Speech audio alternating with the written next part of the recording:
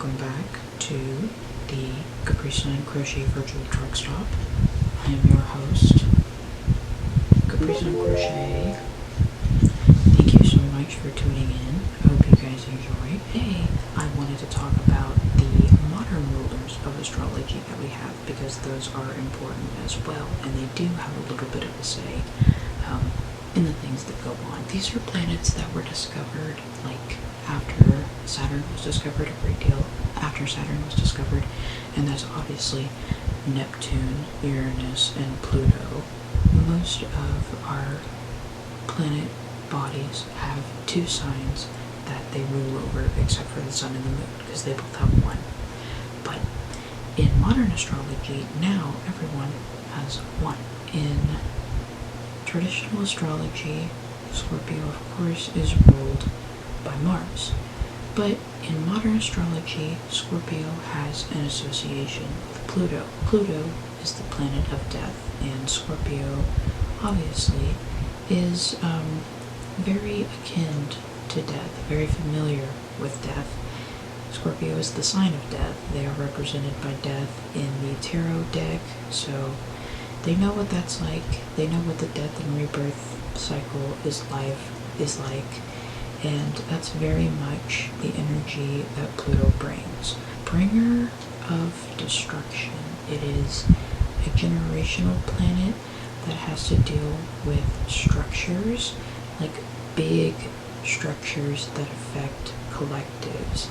And it also has to deal with tearing down structures, making things new, and rebuilding things. It's a very powerful planet, and Scorpio is a very powerful sign.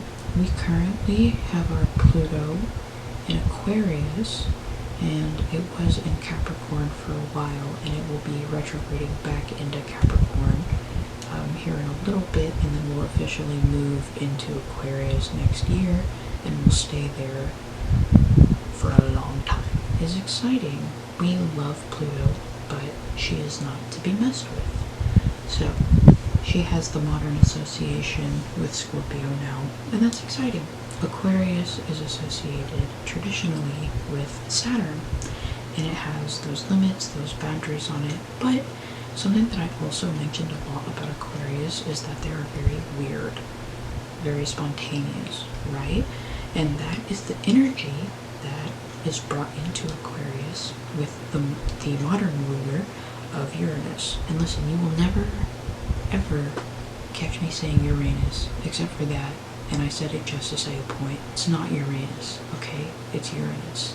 The planet, it's called Uranus. I think dick and fart jokes are really funny.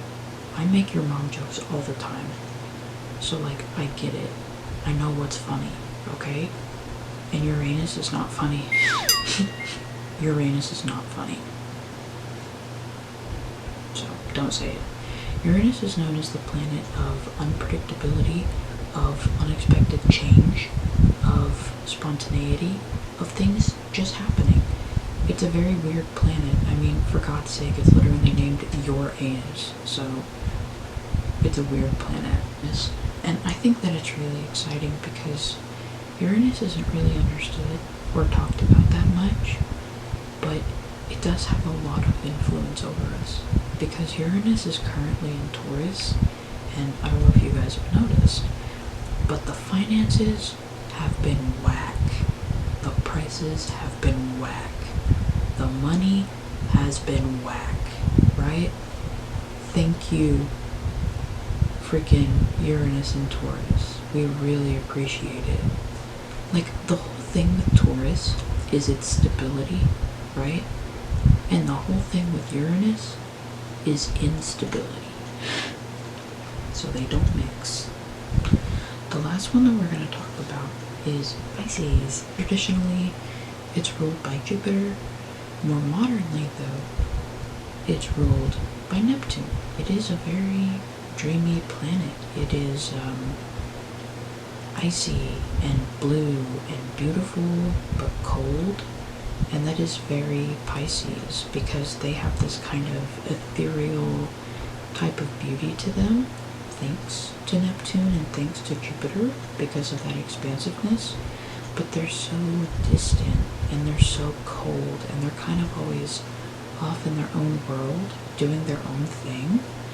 And that's what Pisces is known for. I feel like it definitely makes sense that Neptune is, thriving and liking Pisces, and that it has the associations modernly, but I really do like the association of Jupiter and Pisces. I think it's very cool. Currently, our Neptune is in Pisces. Transiting Neptune is in Pisces. And the thing about this transit is that it is an extremely lucky transit.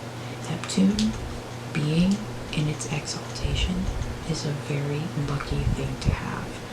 Neptune is usually the planet of confusion. It's the planet of dreams. It can make things very hazy and very confusing sometimes. So if you look at where Neptune is in your chart, you can see maybe where you have some confusion about things, and maybe where you need some clarification on some other different things. If you look at where Pisces is in your chart, you can see how that's going to affect you. You can see where any of these planets are in your chart and how they're going to affect you, because it really just depends on where it is, how it's aspected, and how that energy will manifest for you. I keep making the smallest, tiniest bit of progress on these things, but that's okay, because I'm having a great time. Thank you so much for watching. I hope that you had a really awesome time, because I did. Thank you so much. I hope you guys have a great day, a great night, a great week, a great month, a great year, wherever you are, whatever you're doing. I don't care. Be safe while doing it, though. Please go watch my other videos. Don't do anything I wouldn't do. And I'll see you next time. Goodbye.